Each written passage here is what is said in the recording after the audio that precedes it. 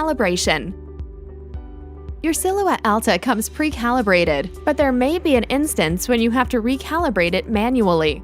To check the calibration, go to the 3D Print tab in Silhouette 3D. Go to the box on the upper right-hand side and make sure your machine is selected.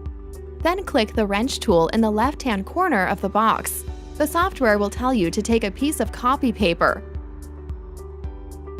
cut it in half lengthwise, and place it on the print bed. The paper is what you will use to test the optimal position of the print head. Don't use a folded up piece of paper. If the piece of paper you're using is too thick, the calibration will be off. When you have your piece of paper ready, click Start in Silhouette 3D.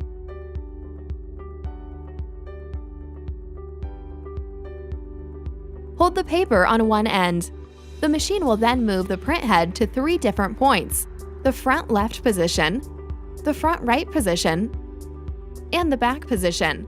When the print head goes to each position, attempt to slide the paper under the print head to see whether you can move it. You should feel some resistance when you try to move it, but the paper shouldn't be so hard to move that you bend or damage it.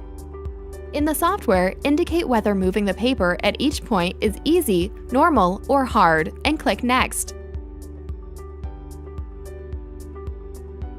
The software will then tell you which section needs to be adjusted. If you indicated a point was too easy, you need to tighten the screw on the mechanism by turning the screw counterclockwise with the hex key.